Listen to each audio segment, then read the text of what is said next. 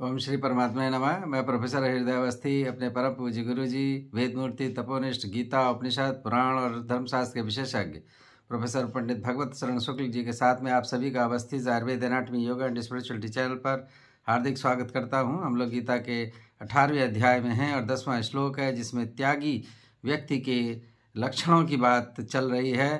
तो अब गुरु जी उसकी व्याख्या करेंगे सरल शब्दों में। तो हम लोग चलते हैं गुरु जी की ओर। नमोस्तनंताय सहस्रमूर्तये सहस्रपादाक्षि शिरोरुबाहवे सहस्रनामने पुरुषाय शाश्वते सहस्रकोटि युगधारिणे नमः। कृष्णाय वासुदेवाय हरे परमात्मने प्रणतक्लेशनाशाय गोविंदाय नमो नमः। इस चैनल से संबद्ध सभी विद्वद्गण, सभी जिज्ञासु छात्रवृंद, हृदय सज्जनगण एवं इस चैनल के संस्थापक तथा प्रबंधक आचार्य हरिहृदय अवस्थी जी, इस गीता ज्ञान यज्ञ में आप सभी का स्वागत है। हम लोग मोक्ष संन्यास योग नामक 18वें अध्याय पर चर्चा कर रहे हैं और आज विचार हम लोग कर रहे हैं कि सात्विक त्यागी कौन है, कौन से उचित त्यागी है। क्योंकि अभी तक त्याग की बात की गई थी कि सात्विक त्याग क्या है, राजस त्याग क्या है, तामस त्याग क्या है। तो जो त्याग करने वाला उसका स्वरूप कैसे होना चाहिए, ये एक बहुत बड़ा प्रश्न है जिसका समाधान भगवान करते हैं और कहते हैं, न द्वेष्ट्य कुशलम कर्म कुशले नानुषज्यते त्यागी सत्व समाविष्टो मेधावी छिन्न संशय। तो जो सत्व समाविष्ट त्यागी है उसको कैसे होना चाहिए। सत्व समाविष्ट, जो सत्व शुद्ध सत्व के गुण से युक्त है, ऐसा त्यागी कौन होगा। उस प्रकार यह अकुशलम कर्म न द्वेष्टि, जो कुशल कर्म, अकुशल कर्म है। ये अकुशल कर्म क्या है। अकुशल कर्म है शास्त्र द्वारा निषिद्ध जो कर्म है, जिनके करने से पाप होता है, और जो काम्य कर्म है वो अकुशल कर्म माने जाते हैं। क्योंकि पाप कर्म तो मनुष्य को नाना प्रकार के निम्न योनियों में डालते हैं, और काम्य कर्म करने से क्या होता है कि पुनः उनके भोग के लिए जन्म धारण करना पड़ता है। तो ये दोनों प्रकार के कर्म जो है वो बंधन हो करने वाले होने के कारण ये अकुशल कर्म कहलाते हैं। तो अकुशल कर्म का तात्पर्य हुआ शास्त्र निषिद्ध कर्म, और शास्त्र विहित भी जो कर्म है वो सब कर्म जब हम जो है फल प्राप्ति की आशा से या फल प्राप्ति के उद्देश्य से उस कर्म विशेष को करते हैं, तो वो दोनों कर्म बंधन कारक होने के कारण ये अकुशल कर्म है। तो ये हो गया कि जो है अकुशलम कर्म न द्वेष्टि, उनमें द्वेष नहीं करता है।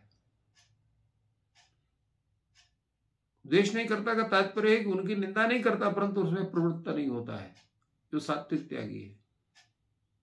और कुशले नानुषज्यते, जो कुशल कर्म है, कुशल कर्म कौन है, तो शास्त्र भी जो नित्य नैमित्तिक कार्य है, यज्ञ है, दान है, तपश्चर्या है, और जो वर्णानुकूल जो कर्म है, जो आश्रमानुकूल जो कर्म है, और जो समस्त कर्तव्य कर्म है, समाज के उन्नति के लिए कर्म कर रहे हैं, या हम जिस पेशे में हैं, हमसे संबंधित जो हमारे करणीय कर्म है, कर्तव्य कर्म है, वो सब जितने हैं वो कुशल कर्म के अंतर्गत आते हैं। अर्थात जिन कर्मों से आपकी आत्मोन्नति होती है, सामाजिक उन्नति होती है, और समाज के प्रत्येक वर्ग को उसे लाभ प्राप्त होता है, ऐसे जितने कर्म है सब कुशल कर्म है। तो कुशले नानुषज्यते, उन कुशल कर्म में भी उस व्यक्ति की आसक्ति नहीं होती है, केवल कर्तव्य भावना से उस कर्म को करता है। तो इतना सब समझने के लिए व्यक्ति को क्या होना चाहिए, मेधावी होना चाहिए। जब तक व्यक्ति वह मेधावी नहीं होगा तब तक उन सभी कार्यों को ठीक से नहीं कर सकता है। तो मेधावी होना उसको जरूरी है। मेधावी क्या है? तो मेधावीपना होना है कि उस विषय को आत्मसात करने की पूर्ण योग्यता उस व्यक्ति विशेष में होनी चाहिए, तब वो मेधावी होगा, बुद्धिमान होगा। मेधा बुद्धि ही, मेधावी बुद्धिमान माने सदा सदा विवेक बुद्धि। मेधा जो सत और असत का विवेक करने में समर्थ है, ऐसी बुद्धि जो है मेधा है। और वो मेधा बुद्धि जिसके अंदर है वही मेधावी है। तो जब मेधावी होगा तो क्या होगा? छिन्न संशय, उसके जितने संशय हैं, आशंकाएं हैं, उससे मुक्त हो जाएगा। छिन्न संशय यस्य सा छिन्न संशय, वह व्यक्ति संशय रहित हो जाएगा। संशय कब होता है? संशय तभी होता है जब व्यक्ति को उस विषय का पूर्ण ज्ञान ना हो। जिस अंश का वो ज्ञान करना चाहता है वहां पर उसकी निश्चितता नहीं बन रही है, उसमें उसको बोध नहीं हो रहा है, उसके संबंधी जो आशंकाएं हैं उनका निराकरण नहीं हो रहा है। तो ऐसा जो बोध है वो संशय युक्त होगा। और जब ये सब जितनी आशंकाएं सब समाप्त हो जाती हैं, विद्यते हृदय ग्रंथि छिद्यते सर्व संशय, तो सब संशय का जो है वो अवसान होता है।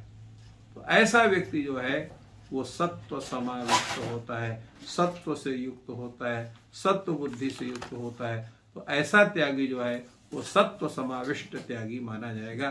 इस तरह से सत्व समाविष्ट त्यागी क्या स्वरूप होता है, भगवान ने इसको अच्छी तरह से निरूपण किया। इस प्रकार गुरु जी ने सात्विक त्यागी, सत्व त्यागी के लक्षण बताए। और ईश्वर आप सभी की सहायता करें। आपका दिन शुभ हो। धन्यवाद।